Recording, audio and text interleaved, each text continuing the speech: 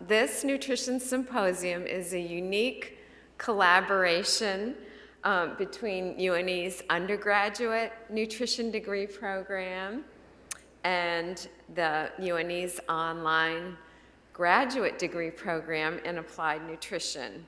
I want to thank Ellie Dodge, who's in the applied nutrition degree program, Victoria Hardig, Donnie Wright, and Heidi Lynch for helping us get this whole thing set up. Nutrition is a science which studies how our bodies utilize the food we eat. We all know that it's essential for optimal health and well-being. So today's dynamic speakers will share best practices in sports nutrition and processes that will assist you in revolutionizing healthcare with behavior change and informatics. So I'm hoping that you all picked up a packet on your way in, a folder, which has the agenda, our speakers' bios, information about our undergraduate program and our graduate program in nutrition, as well as handouts and speaker slides. So we also have a map with options for lunch. Because it's our first symposium, we weren't able to offer lunch, but we will certainly give you options where you can go and get lunch, and we do have snacks and beverages available. Please take care of yourself during the day. If you need to stand up, and actually you could do laps around this room if you needed to. But the restrooms are out right around the corner. I know people will be coming and going throughout the day. Take care of yourself. Feel free to do that. And then if you'd like a participation certificate, you can email me or let me know, and I will send you a participation certificate for today's conference. We're also going to be looking for topics that you would be interested in for next year's symposium, and we'll be sending an evaluation by email. So this is why we asked for your email. So thank you again for being here, and totally enjoy the day. And I'm going to turn it over to Ellie. Oh, and my name's Anne Marie Davey. Good morning, everyone. Thank you so much for coming to our first annual Nutrition Symposium. We're really excited by the diverse speakers that Anne-Marie mentioned, whom I'll introduce briefly. Part of the way we set this up was to really interest students across all of the health professions and engage them with some of the work we do both here on campus and in our virtual program. So we're really excited to showcase some of that work for you guys today. Our first speaker is Carrie Aprik. She is the consulting dietitian for the Olympic team that just won gold as the U.S. women's hockey and figure skating team. So she's just back from South Korea. She also is a consulting dietitian for the Detroit Pistons and flew here to be with us today. So we're really excited to have her. Our second speaker will be Angelina Maya, and she is eminent in the field in motivational interviewing, particularly as it relates to childhood obesity and caregivers. And then our third speaker will be Megan Landry, who is the program manager for the health informatics program that is also online. So I'll let them tell you a little more about themselves when they speak, but we're really excited to have everyone here today. And like Anne-Marie said, for those that are attending virtually, please engage with us on our hashtag UNE Nutrition Symposium, and you guys feel free to do that as well. Thank you so much for being here. We're going to turn it over to Carrie.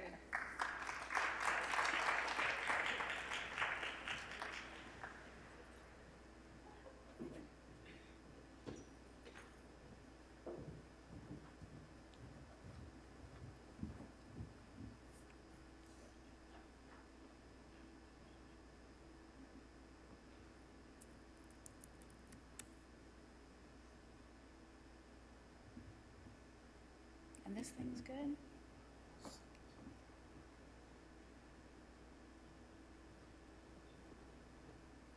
All right. Yay, everything's working. Okay. Thank you guys so much for being here today. I'm really excited to talk to you. And we have a nice, good group here, so please feel free to interrupt me anytime. I'm going to be asking you some questions, so just feel like this is a really open, informal time to just interrupt me, ask questions, whatever is on your mind, let's talk about it today. So we're going to focus on sports nutrition, obviously, and I want to tell you a little bit about my education, how I got here, what different things I do on a daily basis, on a weekly basis, kind of things that I feel like I want you to know before you go into the field, educationally, and then my own little tips for you, and then we'll go into some basics about sports nutrition. So again, interrupt me anytime, and let's get started. So I went to Michigan State University for both undergrad and grad school as a dietetic student, and then I went on to do my dietetic internship at Penn State. Do we have any dietetic students or people interested in becoming dietitians over here? Okay, good. Good. So you have to go through an accredited program, accredited internship, take a certification exam. So I went through all that and then went right back to grad school. So sometimes that works for people. Other people like to work first, then go back. I'm someone who knew that I was not going to be into doing homework when I was 30, so I went back right away. But it is valuable to go and work and get clinical experience before you go into the field too. So kind of have to just weigh your own personal options there. I did my grad program in nutrition, but also had an emphasis in exercise science. So I was a GA with the athletics program, doing nutrition counseling with our teams on campus. And then I also did research on childhood obesity, weight perceptions in 5th grade students. So did a little bit of everything in grad school, and then just started kind of piecing things together. So at the time, sports nutrition was growing. It certainly has totally exploded since then, but we were in a position where we lived that there weren't a lot of full-time jobs in the area. So I started a little consulting here, a little consulting there, and just kind of built up over time. So right now I'm a staff dietitian at an Oakland University, which is in the Detroit area. So I'm there part-time, and then I'm also consulting with Team USA. So as they mentioned, I do US figure skating and I do women's hockey. And I got into figure skating having been a figure skater. I was a coach for a long time, so I knew a lot of people in the area. Just started working with people here and there. And again, it grew from there kind of organically and got me involved with hockey through those connections. So when they say it's all who you know, they're not kidding. So take advantage of getting to know people, asking questions, reaching out to people. You can email me anytime. And especially, I think people in sports nutrition understand that greatly, and we're so happy to put you in touch with people when we can. So don't be shy. This year had a brand new experience of getting into professional sports. So not sure if I'm totally sold on it, but it's a whole new world and it's been fun. And certainly whatever you do, you're gonna learn a ton. So I wanna go through and kind of show you a little bit of what I do with each of those, but want to tell you a little bit too how sports nutrition is different. So the role of a dietitian in whatever field you're in is really thinking of food as a tool. So if you're a clinical dietitian or you're an outpatient dietitian, we're working on using food as a tool to improve your health, to treat or prevent chronic disease, to manage weight, a lot of eating disorder conditions, obesity conditions, but the general idea there is that food is a tool. So when we talk about sports nutrition, how is that different? What do you think? Food is a tool for what in sports nutrition? Performance. Yes. So food is a performance-enhancing tool. So usually we hear those words when we talk about supplementation, but we try to promote this food first. Food is going to make you a better athlete. Food is going to make you feel better, recover better. And those are the terms, and that's the wording that we use all the time. Okay? We also have to recognize that athletes are a totally different species, and I say this all the time, because I'll have people come in and they tell me, well, I heard this, I read that, my friend is doing this. I'm like, that's great for them, but you're totally different. You're a different animal. We feed you differently, we have different guidelines. And really, each type of athlete, each sport is its own species. So understanding that, understanding different energy systems, understanding how different sports work and the dynamics on those teams, it's all super critical to helping people on an individual basis. So lots of misconceptions when it comes to sports nutrition, okay? Moderation is a term that you're gonna hear all the time, okay?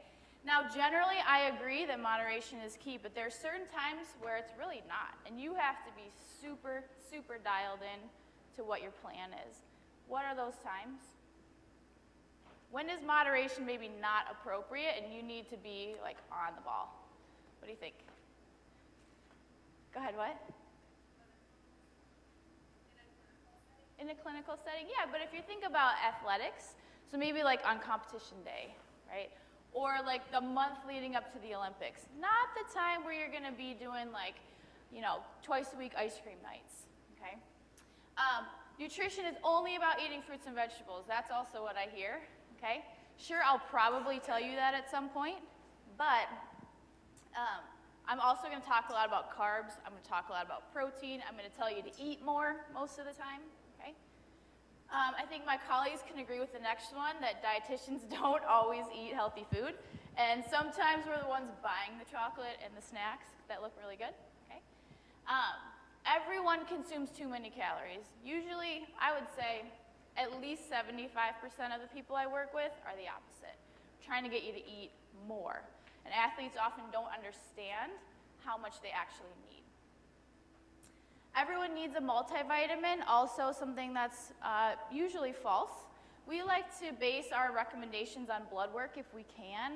If not, really looking at food logs and talking to someone before we decide what we think they need.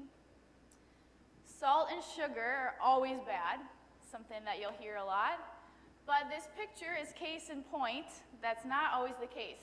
So this is one of our, obviously, our women's hockey players. This photo was taken, what, like 10 minutes before the gold medal game? The medical staff gave her a Coke. Why would we do that? Anybody have any idea? Yeah, she had a headache, okay? So what's better for headaches than sugar and caffeine? It's like the best thing we could think of, right? So these are not always bad, especially when you're talking about needing that quick energy. Sugar is it, right? Salt also helps regulate hydration, blood pressure. Athletes sweat a lot, they lose a lot of salt. So I'm often telling people to eat salty snacks, which is, again, totally different than what you normally hear. And that last one, only drinking and eating when you're hungry or thirsty, it's a good general rule for the public, but sometimes athletes need so much energy that they're gonna have to eat when they don't necessarily want to. Have a snack before they go to bed. I even have an athlete right now that wakes up in the middle of the night to eat a Lara-bar. So sometimes you gotta do things you wouldn't normally do. So these are the most common things that people come see me for, okay? We talk a lot about people that wanna gain muscle weight, talk a ton about body composition, which is how much muscle to fat you have in your body. Food allergies, like all of a sudden, everyone that comes to see me has some sort of GI issue that they think is related to food. Look a lot at blood levels. Anybody know what ferritin is referring to? Why do we look at ferritin? Iron status, yes, good. Injury, surgery, talk a ton about supplements, competition day planning, and then travel planning is something I do a ton with Team USA. Now, when people come see me, this is what I'm thinking about, okay? I'm really worried about people underfueling, especially if they have weight loss goals or body fat loss goals.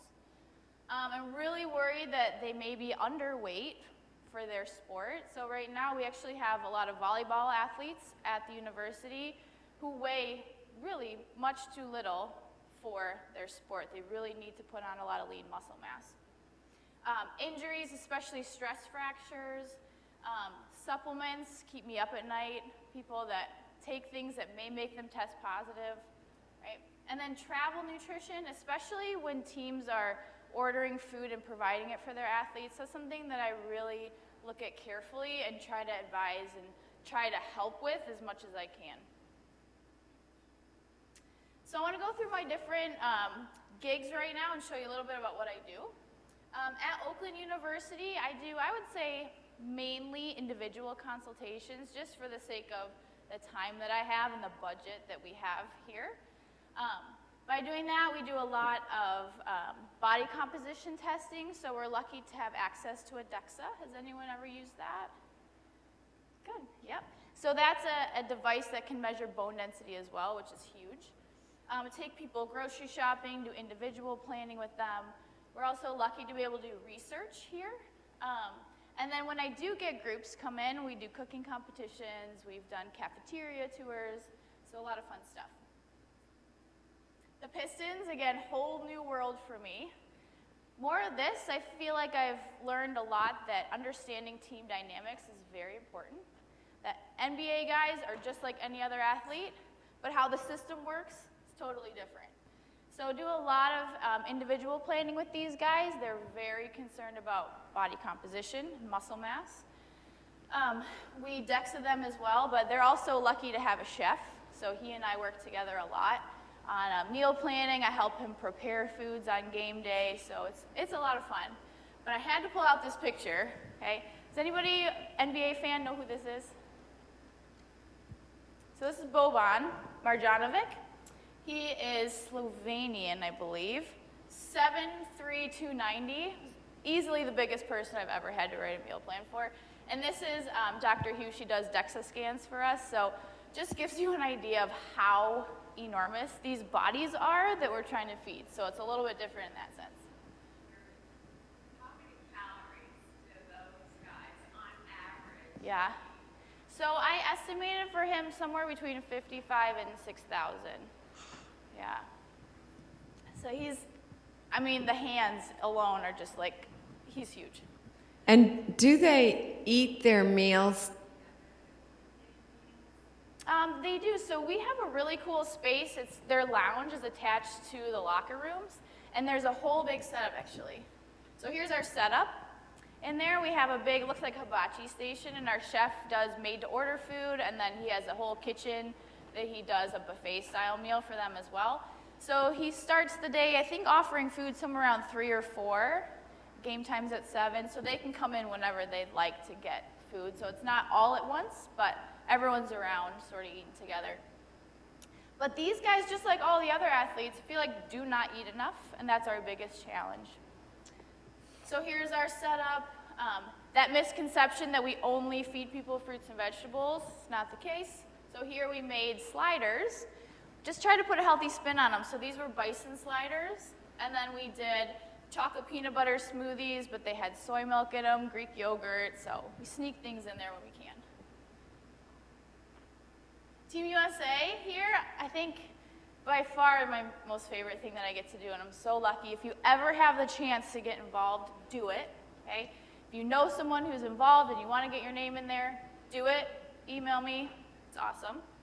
So this, we do kind of a wide range of things. So a lot of individual things as they come up, but I would say more on the team planning, especially when it comes to the hockey team. So whether that's planning menus ahead with hotels and different venues, so if we're playing at an NHL arena and we need a post-game meal, we'll have catered food through the arena after. I also order a lot of food and products before we go on tournaments, especially if we're overseas and we're unsure about the food environment over there. We bring a lot of food with us. So we had 3, maybe 4, at least 50-pound bags that came with us to the Olympics and shipped over about, what did they say, 80 crates on a cargo ship. And that was for all our teams, but it took a lot of food with us. And participating in those celebrations is an important part of what we do too. So this can be grocery shopping, either for the team or with the team in different camps. We get to do cooking classes when we're at the Olympic Training Center. Those are so much fun. We run body composition, labs, all that kind of stuff. Here on the bottom, I recruited our equipment manager to come grocery shopping with us. So this is just a small taste of what we purchase while we're actually at camps. We do hydration testing using urine. Has anyone ever had to do that? Okay, it's everyone's, most glamorous part of our job. Hanging out in the bathroom testing pee. And here's some of our setups. So the top left here is one of our snack tables. We'll usually set these up at the rink and at the hotel so that the athletes always have quick snacks available to them. We go through a ton of chocolate milk, which is used for what purpose? Yes. Yep. Yes, exactly. It's recovery fuel. So we go through a ton of that.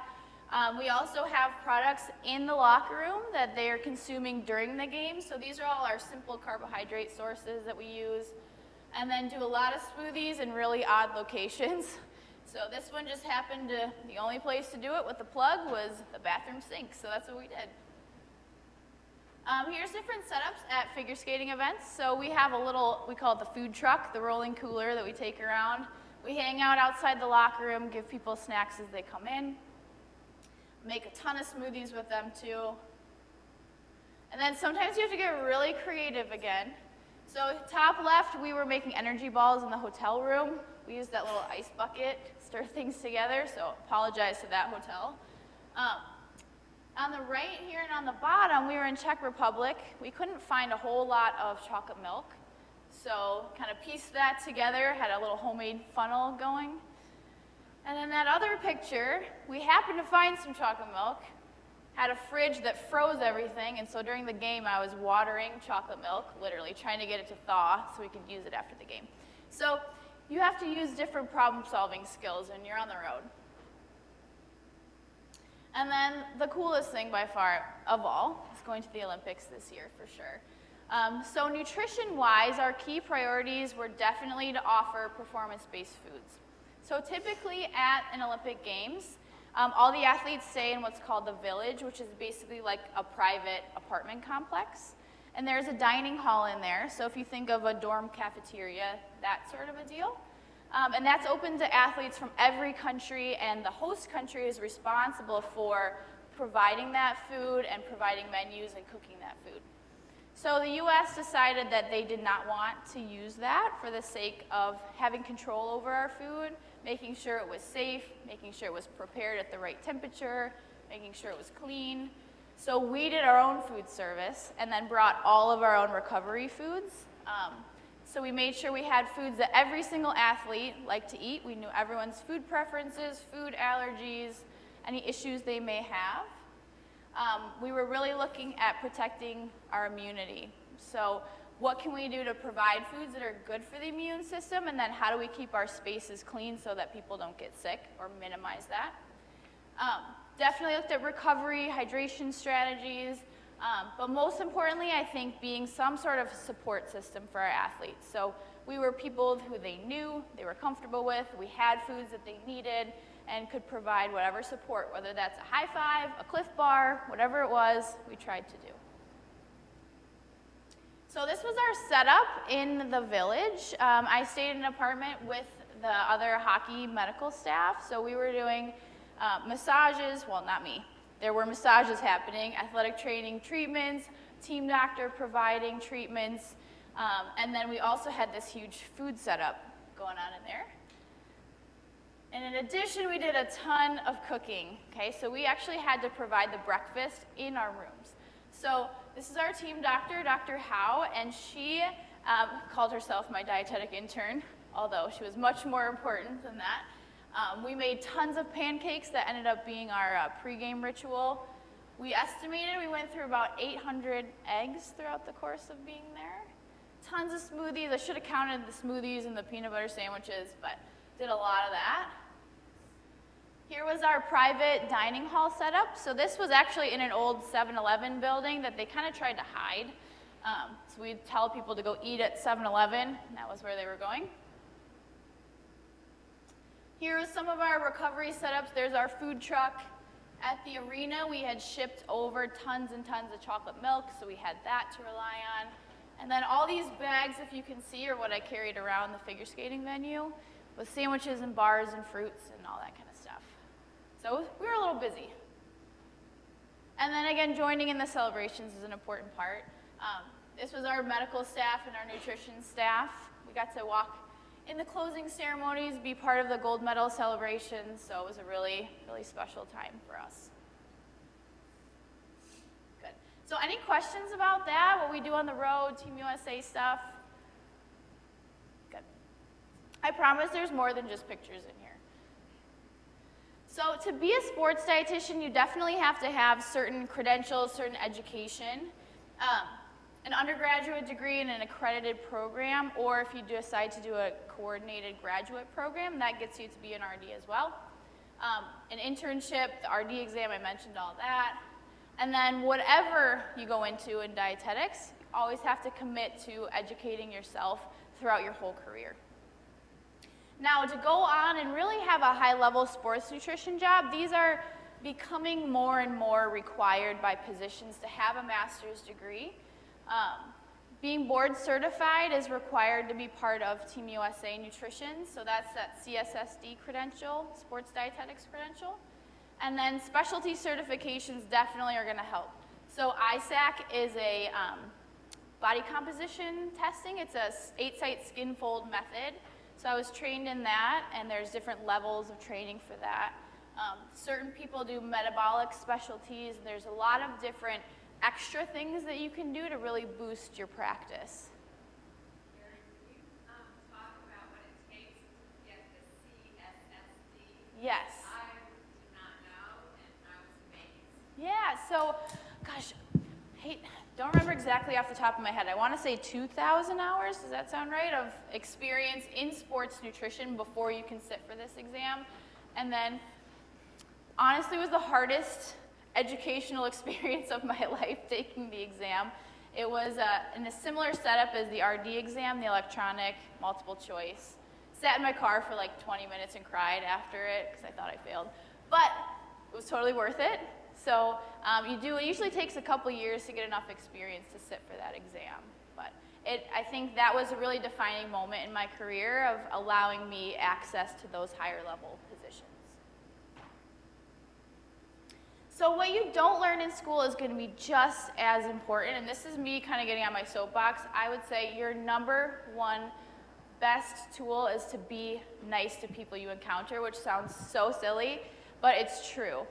If you are able to build meaningful relationships with people, whether that's staff that can trust you to work with their athletes, or general managers or coaches, if you can build that trust, if you can allow people to come to you and feel comfortable, you're going to be able to help people and you're going to be able to get different opportunities. So being nice, giving time to everyone that comes to you, treating everyone equally, whether that's a coach, whether that's your superstar player, whether it's someone who's sitting out with an injury, your equipment manager, the maid that comes into your hotel room, treating everyone well and equally, people notice those things and people want to be around someone who is nice. So be nice if you remember nothing else from today. Being compassionate, especially to those people who are sick, injured, sitting out, got cut from the team. Be kind to those people. Be their cheerleader. So my favorite thing to do on game day is our fist bump line. So all the staff lines up, and as the athletes go out to the ice, we give them fist bumps, high fives, and they're totally into it, and it's so fun, and it's just part of building that relationship and that rapport with the athletes. Being flexible is key. Your schedule will change if you're traveling with a team. You'll probably never actually follow the schedule, okay? You have to be ready for that. Or changes if you scheduled a team talk and now they have practice. You're going to have to move things around. But also flexible and open-minded with your own opinions about what people should be doing. You're going to hear a lot of crazy things. People are going to ask you crazy questions. They may be already doing that crazy thing. But you need to be able to listen and understand why, and if it works for them, sometimes that's okay, even if it's weird. And then these are some really great key points that I've been told and I use on a daily basis. So meeting people where they are. So if you have someone that comes in and they're eating McDonald's for every single meal, which is totally something that's happened, you can't expect that person to eat perfectly in a couple weeks. You can't expect that person to cut cheeseburgers out of their diet completely. You have to meet and make an improvements on where they are now. Anything is better probably than where they started. Don't have a thing. This was one of my favorites. So it's totally cool if you're a gluten-free, raw vegan, but your clients can't be that, okay? So having your thing pushed onto other people doesn't usually work. So that's where that open-minded flexibility comes in. And then being an expert in sales and marketing, I learned this in my internship, and I didn't get it until I really started practicing on my own, and that people have to buy into what you're saying. It's not buying with money necessarily, but believe you enough, trust you enough to do what you're saying, and if you make a difference for them, then they're sold, okay? But you gotta sell it, and if they don't understand what you're talking about, if you can't connect with them, it does not matter what you know. If that athlete doesn't get it, doesn't buy in, doesn't understand. So you gotta be really creative, think on your toes a lot, try new things all the time, okay? If you have an athlete that's not doing what you're saying, sometimes we have to look to ourselves. Maybe I'm not giving that information in a good way. So questions about the career, other things, anything you can think of? Yeah?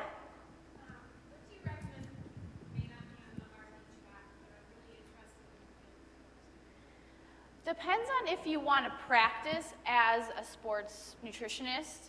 I would really encourage you to be a registered dietitian.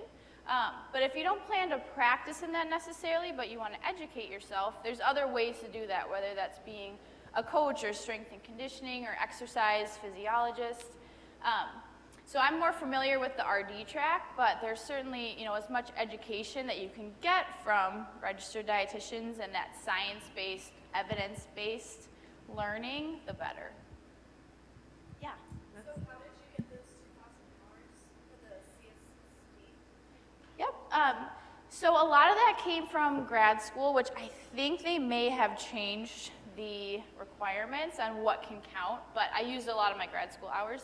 And then I started working at Oakland before I was a CSSD, so all those hours counted. Yeah, but you can volunteer. I've had interns in the past that'll spend a few weeks with me. We document those hours, so anything that you do, write it down. Okay, anything else?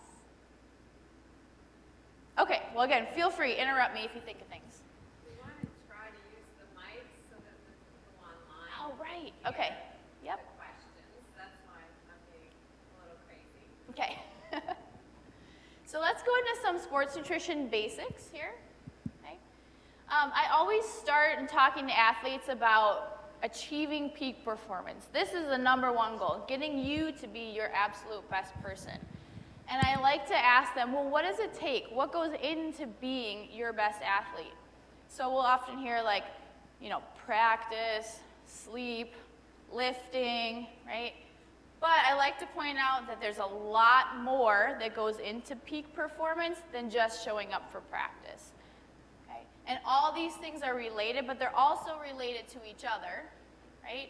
So if you're not sleeping enough, you're probably not going to wake up early enough to eat breakfast. You're going to have a crappy practice, then you're going to feel bad about yourself because you practice crappy, right? So it's all related. So if you're just showing up for practice, you're not doing enough, especially at the D1 level, the Olympic level, professional level. It takes way more than just showing up, and that's where nutrition comes in. So what's a healthy diet for an athlete? What do you guys think? Anybody? High carb, okay. We hear that a lot, or high protein, we hear that a lot. But really, every athlete has different needs, individualized. Periodized, which we'll talk about. Reasonable, we're usually staying away from extremes. Realistic, based on their goals, which are hopefully also realistic. Goal-oriented, right?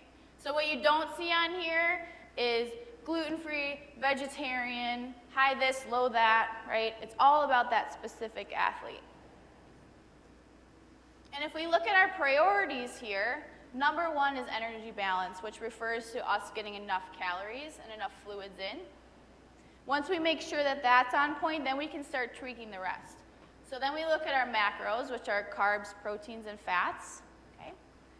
And if we're on point with that, then we can start tweaking those food choices to make sure that they're getting enough vitamins, minerals, antioxidants, phytochemicals.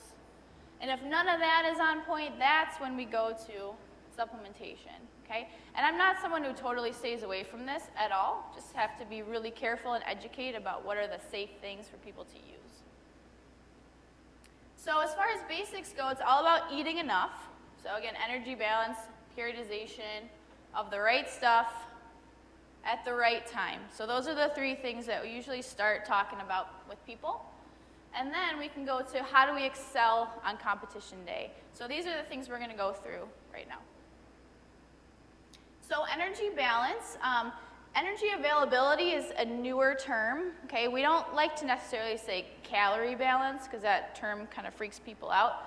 Calories and energy are synonymous, right? So the availability of that energy is really important. Are they taking in enough based on their energy expenditure relative to their fat-free mass? So that's what FFM is, okay? So we're feeding that active tissue in the body, the bones and the muscles. If we're in balance, it means we have enough energy coming in to cope with our daily requirements, our sports needs, our recovery needs. If you have an athlete going through growth and development, those needs are all met. So usually, unless we have an extreme like this huge NBA guy, about 45 calories per kilogram of fat-free mass is adequate, okay? So if we have a soccer player who's about 150 pounds, 23% body fat, that puts you in the 2,300, 2,400 calorie range. It's probably safe for this person. An imbalance means we either have too much or not enough coming in to cope with all those needs. An energy deficiency syndrome means that we are taking in so little that now we've impaired our physiological functioning. And a lot of times that relates to your hormones. Okay? So at or below 30 calories per kilo really is the danger zone for people. So we like to stay well above that. Okay? So relative energy deficiency in sport is a newer term that has been coined, and this came from the International Olympic Committee. Anyone ever heard of the female athlete triad? Yeah, so this was an evolution of that. So number one, males suffer from this too, okay? So we're talking about why does energy deficiency affect you and how. And it's not just our bone health and our hormones that suffer, it's all of this, okay? Especially mental health, especially your immune system, your glycogen usage, all of those things are affected in addition to putting you at higher risk for injuries and poor performance. So it's a very complex, very tough situation to deal with when you have someone who's chronically underfueling themselves. So there's lots of ways that we can estimate calories. So those specific calories per kilogram numbers I showed you are one way. This is just another way. These are Minor equations. It's from a specific paper. Okay? So oftentimes we'll use this. It's really hard to use those activity level estimates because I know for a lot of my athletes, they don't fit perfectly into these categories, and sometimes it changes on a daily or weekly basis. So I usually do all this. And this is actually from Boban's chart, so don't tell anyone, okay? But these are all the different estimations that I do for him, and then from all of those I pick, well, what makes the most logical sense based on what his goals are. So the Harris-Benedict and the Mifflin equations are your standard, like, everyday person equations. Then those have activity factors you can work in. And then we have Ketch, McCardle, Minor, and then that relative energy deficiency equations are athlete-based equations. So just do them all and then see what I think works the best. Then I look at macros after that and design meal plans around these numbers.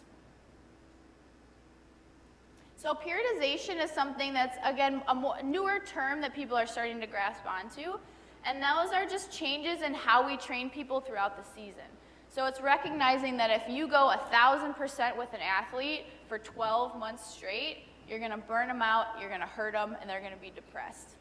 So how do we change it to maximize their gains, maximize recovery, maximize performance? So you're going to have some high volume times, you're going to have some low volume times. As long as it's well planned, it's going to work. So nutritional periodization just means we have to change how we eat depending on how you train, which makes total sense, very logical, right?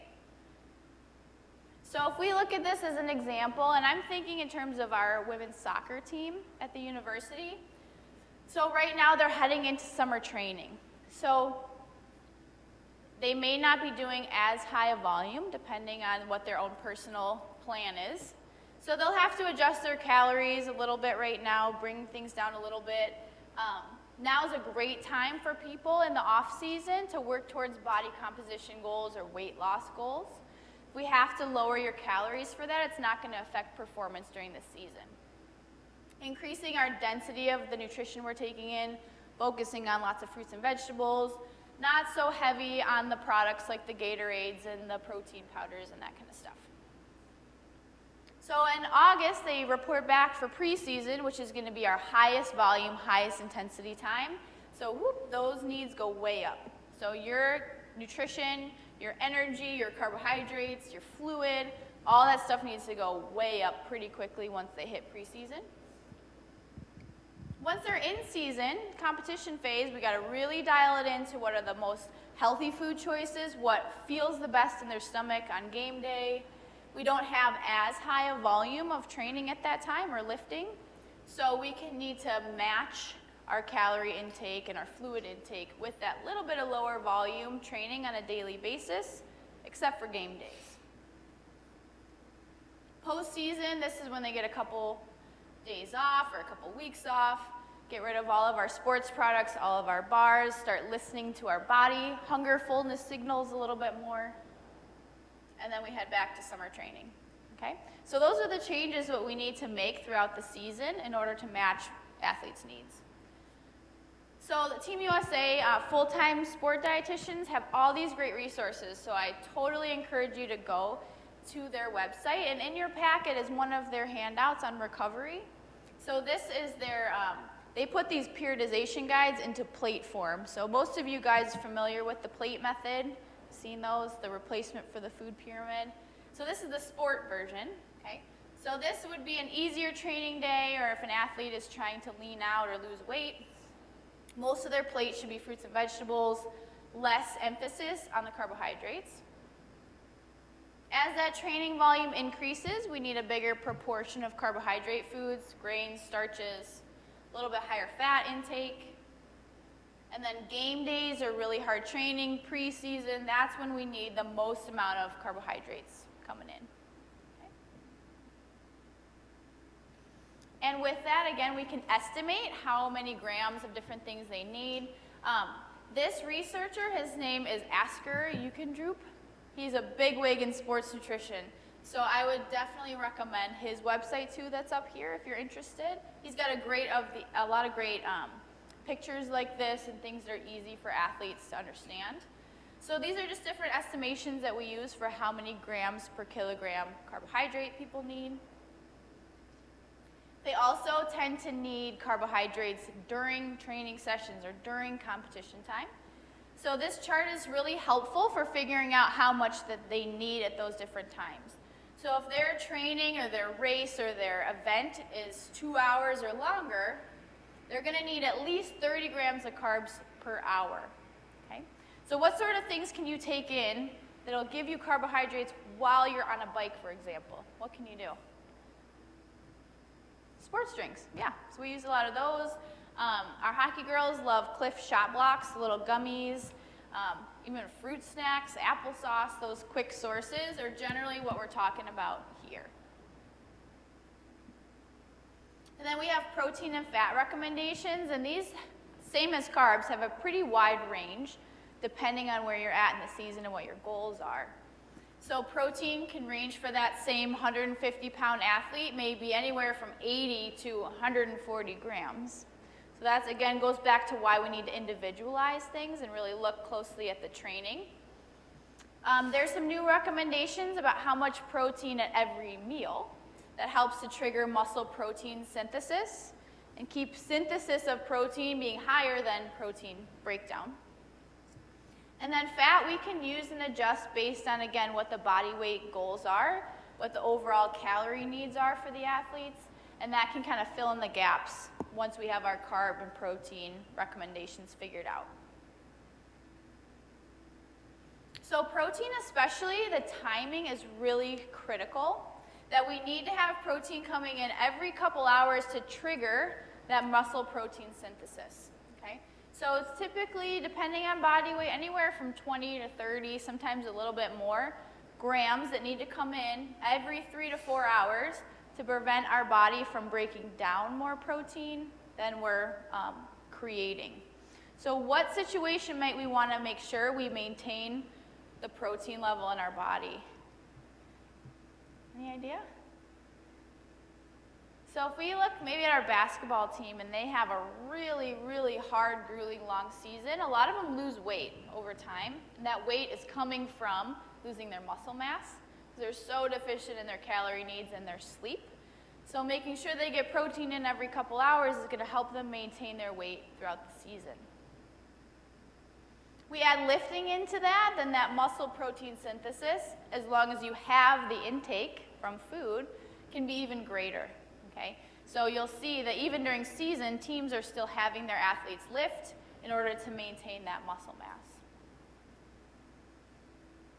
So timing, again, is key. The goals, especially when you're heading right into practice or it's a competition day, we don't want to have any food in our stomach while we're training. Many of you may have experienced the opposite of that. It doesn't usually end well. If we time it correctly, can get our carbohydrates delivered and absorbed at the right time so that your muscles have enough energy on board and we're fully hydrated by the time that session starts. Same for recovery. We're trying to recover immediately and as quickly as possible. And then again, that proper dosing of protein. So these are all of our goals when we're thinking about when we're trying to feed our athletes. So this is something I see all the time, right? A very common eating pattern, especially for a college athlete. They'll wake up, they may have an 8 o'clock or 8:30 class. They're running out the door, grab a Chewy bar. Those are everyone's favorite. Chewy bars don't have what? Protein, right? So then after class is over, they're freaking starving, right? So they have a huge lunch in the cafeteria. And then they're so full that they can't eat before practice starts, 3 hours later. So they head into practice without any sort of extra fueling coming in. And then they get done with practice, they got a shower, they talk to their friends, do treatment, and then their buddy's not going to dinner until 6:30, so they wait around. They're starving again. They eat dinner, and then they have all these snacks in their room, right? So not ideal, basically, right? Now we've eaten so late at night that we're not tired. We stay up late. The cycle continues, okay? So the goal, again, was to get all that nutrition to come in and fuel the training session, but we really missed our targets. Really proud of this slide. Okay, thank you. Okay, we really missed our targets here. So we're trying to get people to eat every couple hours. And that saying, Elmo, eat less more often, is really appropriate for athletes. So in general, eat every couple hours, a moderate amount, so we have steady energy coming in at the right time. Breakfast and fluid must be eaten pretty quickly after you wake up, especially if you have a morning training session. And then we need to sandwich our training with fueling, okay? So we have our pre-workout snack, a recovery snack right away, and you have your training in the middle. And then a meal again within a couple hours of having that recovery snack. And then like we showed you, sometimes carb needs are appropriate during your activity as well. So this is a much more appropriate looking fueling timeline. And sometimes when I write this out for people, they're like, oh my God, that's so much food. And I'll say, well, it's probably close to what you were doing before in terms of volume. It's just spread out more appropriately. Okay? So now we hit our target, right? So on game day, the goal is really to keep as much as you possibly can the same. That's not always possible, especially when you're traveling internationally or you have a really early morning or a really late event, but that's the goal. So we're still trying to eat every couple hours. Usually we hit pregame meal 4 hours before the event's gonna start, and then we have planned snacks a couple hours later, and then a few minutes before the event. And those things, the closer you get to your event, the lighter and more carbohydrate-based those foods and fluids should be. So if we start with consistent meals and snacks during the day, we have our pregame meal, a more substantial snack. So this could be like a peanut butter and jelly sandwich, this could be a Cliff Bar, this could be cereal and milk or yogurt.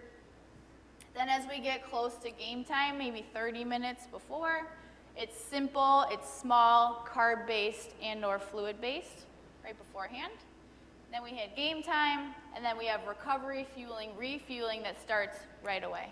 So as soon as that event ends, the clock starts, we need to get recovery in within 30 minutes. So sometimes, again, that's not always feasible, depending on what our travel situation is, but we always have something with us to feed our athletes right after. So the goal is that we're feeling not only energized, but everything feels good, okay? So these are some common issues. If we have fueling that's not working properly, you'll see it or feel it in your head, your stomach, and in your muscles. So if they're dizzy, headachy, kind of foggy, tired, we didn't fuel right, or you didn't sleep. If you feel nauseated or you have diarrhea, you probably ate too close to game time. You're hungry, you didn't eat close enough. If you're bloated, you didn't eat the right things. If your muscles are tired, sluggish, heavy, usually you didn't eat enough or you ate too early. Okay? If you're really sore or you feel weak, you probably did something wrong yesterday. Okay? So, if you're fueling properly, you're going to feel alert. They'll notice it in their brains. Sharp, focused, ready to go, motivated. Comfortable stomach, calm, not full, but not empty. And then those muscles are going to feel light, quick, loose. So try to think outside of just our stomach. What else do you notice going on in your body, and how does that relate to what you did yesterday and today? So we emphasize these are foods that you really want to focus on the left. So things that digest easily. Fiber is great. Dietitians love fiber, but not on game day, okay? So simple things, white rice, white pasta, white bread, we're okay with that, okay? Potatoes are often a good choice. Fruit is great all the time. We don't need a ton of protein coming in this day, so moderate size your palm. Veggies, again, awesome. But do you want a big, huge kale salad before your game? No. Usually cooked vegetables sit best. Soups are great because they're also a fluid. Tomato sauce or casseroles, things that are cooked and soft, sit pretty well. Avoiding things with a lot of fat. So a couple reasons for that. Number one, fat takes a really long time to digest. So it's going to be the thing that sits in your stomach and feels really heavy, can make you feel nauseated. A lot of protein is going to crowd out the carbohydrates. So if you have this huge steak, you're not going to be hungry for the potato. Okay? Cheesy, creamy sauces, also things that sit in your stomach, make you feel uncomfortable. And this is a really common thing that athletes will do. They'll eat like mac and cheese, or they'll think pasta's great, so they get Alfredo. Those things don't work so well. And again, those high fiber foods, chia seeds, again, great, not on game day. So then we look at our plate. This is similar to those Team USA plates I showed you, but this is just adjusted for game day types of foods that sit really well. So I give this out a lot. Okay, so that was just like such a small glimpse of sports nutrition, right? We had all day. There's so many more topics to talk about. So maybe in our breakout sessions, we can talk about some of these things. Hydration is its whole other world, this whole other science. Micronutrients, we didn't even get into that. So what sort of nutrients are really key for athletes? What things boost our immune system? What are things that we see shortages of? Supplements, a lot. The gut health, again, it's whole other science that's evolving so much over time, and that we're learning relates to literally every function in the body, which of course is going to relate to performance as well. Injury recovery, caffeine, alcohol, those are all things that come up all the time and I always get questions about. So sports nutrition is kind of all-encompassing. We just need to think about foods a little different way for our different types of species that we work with. So what questions do you guys have, or if there's any online questions too? Yeah? Oh, microphone. Wait for the mic. Thank you. Do athletes track what they're eating or keep like food logs at all? That's a great question. Yeah, many do. Some on their own, and I usually like to have athletes do that, not necessarily all the time, but it's a great way to start and build some awareness. It also can help me a lot get a snapshot of what they're doing and what we need to improve on. So I do often have athletes do that. There's a lot of different ways you can do it, and some are better than others. There is definitely not a perfect way to do food logs. If anyone has one, let me know. Online trackers can be beneficial. They're easy. A lot of them can scan barcodes now. Where I've seen problems is with our high-risk disordered eating athletes it'll show you calories. MyFitnessPal pops up and says, warning, this is a high-fat food or high-salt food. Sometimes that freaks people out. So sometimes people get really latched onto those numbers, and if I'm concerned about that, I'll have people keep paper logs or keep just in the notes in their phone. Those don't get as specific, but just depends. Again, it's so individualized what's right for that athlete. Carrie, what online trackers do you feel most athletes should use? I wouldn't give you a general statement like that. I'm just, again, the same issues, but I use MyFitnessPal mainly, and that's because it's a really easy app to use. It has the barcode scanner, and then it also has a feature where you can be friends with people, so I can log in and view their logs throughout the week when they're not in front of me, and then we can follow up, or I'll text them and say, great job, or something like that. So as far as like practitioner, it's really easy to use that one. We were just hoping there was more micronutrients I with know. the MyFitnessPal. It's just so generic. I know. The other ones that are better, I found, have a smaller food database too, so it's a trade-off. Can I just, I was just wondering, have you ever tried using a chronometer? Are you I have familiar with not, that? no. So I've used that a few times, and it tracks all the micronutrients, and it also has a very expansive database. Great. I think it's actually, yes, it's free, and I think they're planning to replace Super Tracker with Chronometer. Okay, So- awesome. Thank you. We're going to look Cool. that one up. Yeah. Is it pretty common to see like disordered eating among? Yeah, unfortunately, extremely common. I don't have the stats up here, but I just did a talk the other day, and I want to say it was 3 or 4 times as prevalent in athletes as the general population. So if you're in sports, you will see them. And I just happen to right now have a slew of disordered eating / clinical eating disorder cases, and they're by far the hardest thing that you have to deal with, but it's part of the job. I have a couple questions. Yeah. Specific to UNE. I have these debates with the UNE women's hockey team because apparently Skittles and M&Ms seem to get them through the game. And when I look back at my science, I'm Yeah. like, no, that's not what we're supposed to be Yeah. eating, those high sugar foods, but they swear by it. What do you think about? Yeah. If there's any time for sugar, it's during a game. It is, yeah. And if, number one, if they think it works, then it works, and leave it if it's not causing harm. I also don't really care about nutrient-dense stuff during game time, so whatever is a quick source of sugar, if it sits well, they like it, they're willing to use it. Those are cheap, readily available. Gotta maybe side with the players on that one. Okay, I'll Sorry. back off. Sorry.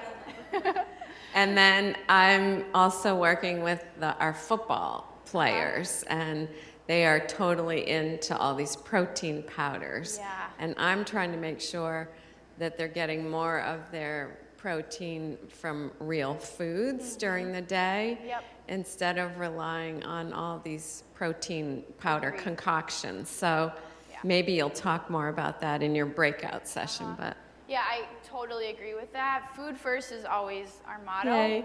Yeah. And if we do decide that someone needs, because there are a lot of athletes that can benefit from using those, if have to be really careful about what kind you're picking, using certified products, knowing what kind of protein, whey, casein, soy, what's the best for that particular person. So just going to GNC and picking something off the shelf is like total don't do it. I mean, I think part of that sort of trend is the grocery stores now They're have everywhere, these yeah. huge Yep. sections of protein powders, like Yep. that lead the customer, athlete or not, to believe that there's a reason why they need those. They need it just like they need the fruits and vegetables. Yeah, I know. It's bad. Yeah. Hi.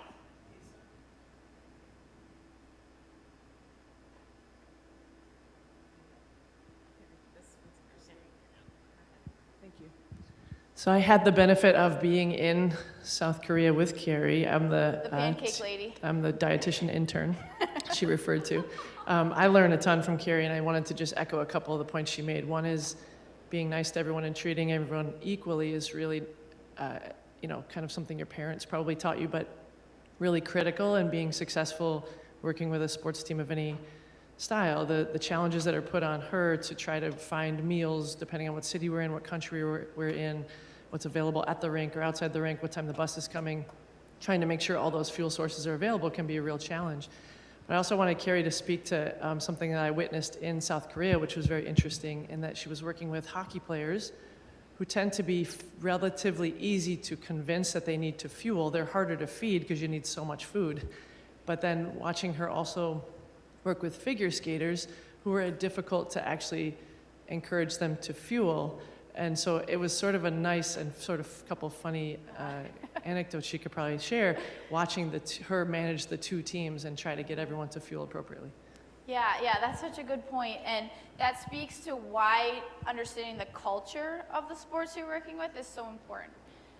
Figure skaters have the unfortunate aspect of their sport that they have to operate usually at a suboptimal body weight, and that's just, the fact with physics and the culture of the sport that it's an aesthetic sport. So it's taken us this full 4 years to convince our athletes that they do need recovery fuel, that they should eat something on competition day. Many have tried not to eat anything before they compete at maybe 7 o'clock at night.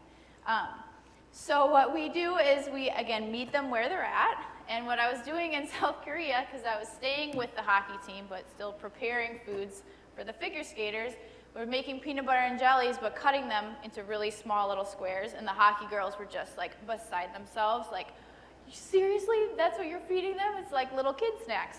But to get the buy-in, we need small volume, like tiny little things that they feel comfortable, that are safe foods for them.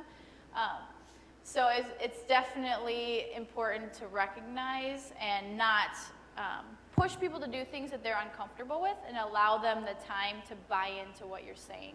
So we have a long way to go with figure skating, but I think and hope it's getting a little bit better, but it starts with our little quarter peanut butter jelly sandwiches.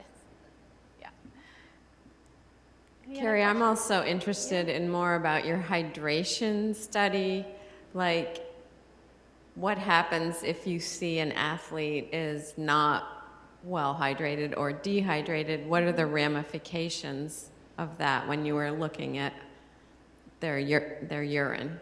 Yeah, well, and we do a lot of those with the hockey team, and they're generally pretty good for the most part. We've never had an athlete, correct me if I'm wrong, that was so dehydrated that we were like, get off the ice, we're concerned about you. I've had a couple highs, but just having the testing, so what it is they pee in a cup, and then we're looking at the concentration of it. And that is a great thing because it gives us objective data. Here's a number, this is what it means, this is like your actual pee says this. Rather than just saying you need to drink until you pee clear and blah, blah, blah. It's an actual objective data. So we do these never on a competition day, and the idea is that if they are dehydrated, we still have that full day or 2 days to help correct it. If it's really high, we encourage fluids outside of water. So Gatorade, milk, smoothies, juice, soups. We found that fluids that have electrolytes in them are actually more hydrating, and this was a UNE study as well. More hydrating holds fluid in the body better than simply water. So if they're very dehydrated, they should be using alternative fluids. So it's just a lot of education with that. Do you see gender differences in hydration status? Oh, Because yeah. we did a hydration study here at UNE, and there were marked gender differences. Totally. I mean, this is, sorry, men in the room, but like, the guys are just totally not interested for the most part. So true. Yeah, and just, you know, the darker it is, sometimes it's a funny story if it's like, oh, my pee was so high, did you see what color it was? You know, not like the girls are more, especially by sport, concerned and like buy into those little things. That's a general statement, it's not all the same. The other problem we've actually come across with the hydration testing is it turns into a game where, you know, especially the girls try to get the lowest numbers. Well, overhydrating is really, really dangerous. So that's helped me kind of evolve my position on how do we use this, how often, how do we message this so it doesn't turn into, like, we had a soccer girl that drank like 2 gallons of water before our test and was like super bloated, cramped up because she was so low in salt, and that totally scared me. So it's my position and how we use that tool is evolving. Yeah. And it doesn't necessarily line up with our blood markers of dehydration. So we'll learn more about that over time. Yeah. Thanks. My question is about another tool that you're using. You mentioned the DEXA that you're using at Oakland. Yep. To what extent is body composition sort of a foundational component of the plans that you create for athletes? Mm-hmm. And one of the things that we're discovering in the use of our new DEXA unit down on our Biddeford campus here is the variability, in particular between the 8-point body comp caliper measurement and what we're finding on DEXA. And Alana was just telling me that there's some studies that have come out recently that have said that there's some variability DEXA unit to DEXA unit in terms of what you're sort of getting. So are you relying heavily on that tool to sort of set your parameters? And if so, how do we manage the fact that there's this variability? Yeah, because we only do the DEXAs, you know, twice, sometimes 3 times a season. It's not an everyday thing. It's more of showing pre-post changes over time. But then we use it for our high-risk athletes that we're concerned about bones. So that's our main use for it.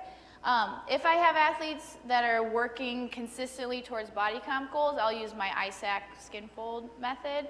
And I always tell them that those numbers are not related to each other. Your DEXA number and your skin fold number is totally different. You can't compare them. But each one can be a reference point for us that we go off of. And I do try to use that if I have fat-free mass data. I do try to use that for my calculations, especially for people trying to lean out. So I think of it as just feeding the active tissue and using that as my calorie goals. So it's a little different with each person depending on what we're looking at. We have the same person doing all of our DEXAs, and so we like to think that helps with the variability. It's never going to be perfect, and then we can't always get people before training. We can't always get them in the right hydrated state, so we use it the best that we can. Mostly use the DEXA for education and bones, and then the calipers for everyday changes over time. Any other questions? So thank you Great. so Thank you much, guys. Thank you. Carrie.